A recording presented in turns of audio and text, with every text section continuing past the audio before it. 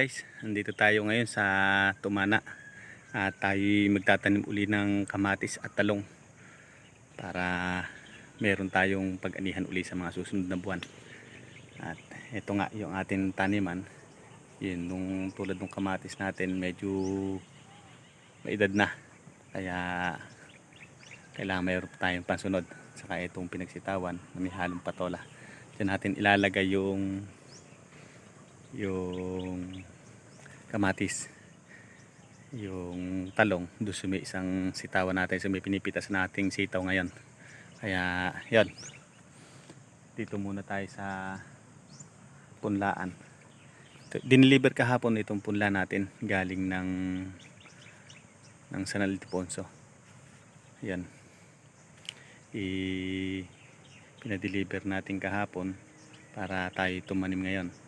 At marahil kailangan nating magtanim talaga at hindi ubra nung wala tayong pag-aanihan, kasi meron tayong mga alagang hayop tulad ng baboy na kailangan nating pakainin.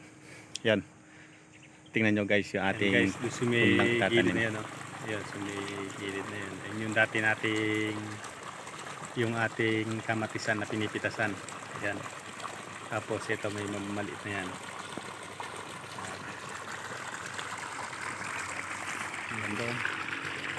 Ganda, puno na yun. So, may mga puno na yun. So, punong malaki na yun. Hanggang doon yung tanim natin. Magkasama nga yung tinanim natin dyan, itong kamatis at saka talong. Yung talong gusto may pinipitasan natin sitaw. Tapos itong kamatis dito sa sitaw na hindi na natin napipitasan. Pero meron naman siyang patolang iloko. Ayan, kahit pa paano may buko na siya. Ayan, pakita ko sa buko ng patola. Ayan. Ayan. Madalang pa lang siya gawa nung ganyan talaga yung tanim niyan. Madalang talaga sa puno para hindi siya kumapal agad. Pero madai-dai na yung bunga niya. Ayan. Sexy yung bunga ng patola gawa nung napaghahangin, pero aayos din yan.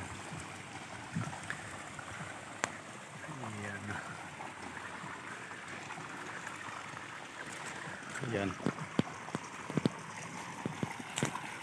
Yung kamatis din sa ilalim ng patolahan na yan, diyan nakatanim.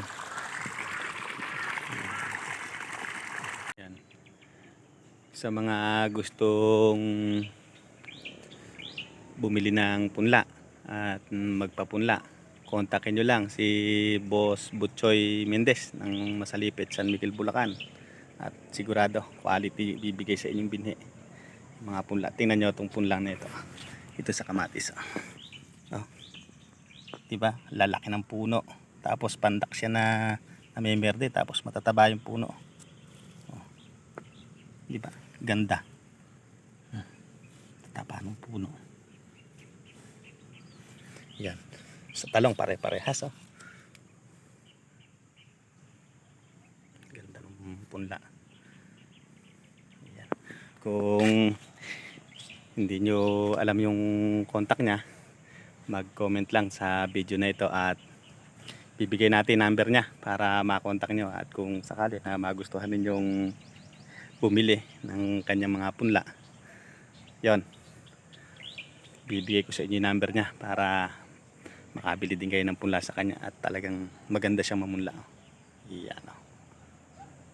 Boss, thank you sa magandang punlang dineliver mo sa akin, at sana mas marami pang bumili sa'yo at talagang quality. Yan. Guys, tutungo tayo dito sa pagtataniman natin ng talong. At meron tayong dalawang magtatanim, yung pamangkin ko at saka yung pinsan ko. Ayan, tayo dito yung pagtatanim. Nagtatanim na sila guys. Ayan, dito sa sitawan na ito. Pero yung sitaw natin meron pang mga bulaklak at saka bunga. Marahil napipitasan pa natin siya. Ito yung mga tinanim. Ayan, ayan, tuloy-tuloy lang ang ating Ano yan. Ano guys, ganda ng punla oh. Pagka itanim mo ng solo, talagang tindig na tindig siya oh. Kaganda. Yan. Yan. Dito sa may puno ng sitaw natin inilagay. Itong sitaw natin, kahit napipitasan yan, kailangan lagyan na natin yan. May bunga pang pailan-ilan. At ika nga nakaka-harvest pa tayo. Kaya kailangan hindi malagot yung pananim natin na merong napipitas tapos may lumalaki tayo. Yan. Yan. Yan yung tanim natin talong. Ayun no. Dire-diretso lang yan gado sa dulo.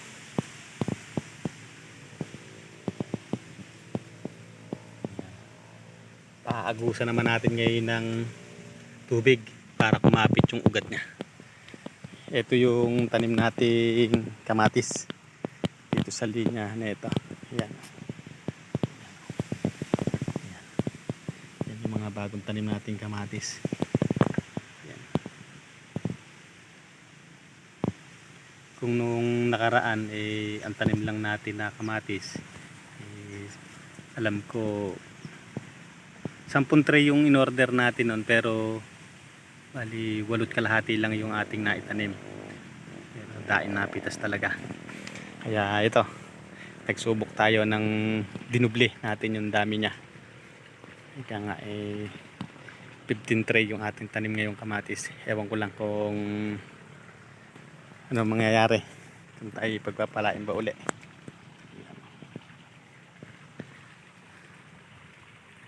Ayun guys, isang pamangkin natin na naging kuwan. Tapos ito yung pinsan ko nagtatanim. Ito.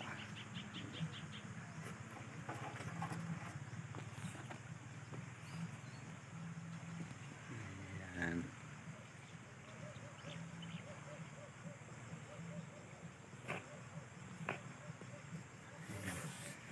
Binubutasan muna ng ganito. Ayan. Bubutasan tapos uhulugan ng punla. Yan. So ngayon dito pa tayo. Yan. Ito pa. Kahit guys maraming tingin buong sitaw. Mahaba pa. Tapos marami pa siyang bulaklak. Yan. Tapos may mga talbos pa siyang bago. Yan. Diba? Pero lalagyan na natin ngayon ng kanyan ng talong para nang nun may lumalaki tayong halaman tapos meron tayong pinipitasan. Ayan. So paano guys, tuloy muna natin tong pagtatanim at mamaya na lang natin pakita sa inyo kung paano magtundos doon sa butas ng dito sa talong. Ayan. Puputasan muna natin ganito. Yan o. Ganun lang. Ayan.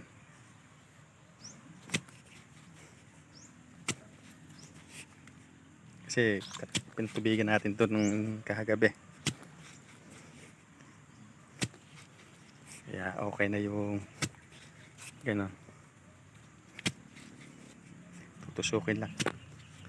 Ayan o. Itatanim natin punla. Ayan. Ayan. Ito yung kamatis, yung mga pino yung dahon na yan. Ganito. Ayan. Punla yan. Ayan yung malapad ang dahon na yan.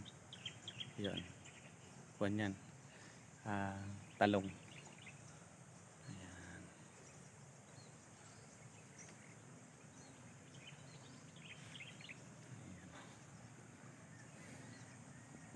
Magaganda yung punlang pinadeliver sa atin ni Boss Butchoy. Iyan. Talagang maberte yung kamatis. Tapos yung talong halos parehas ang laki. Ganda. Ewan ko lang kung kayang pagandahin natin dahil tayo mag-aalaga eh. Ayan.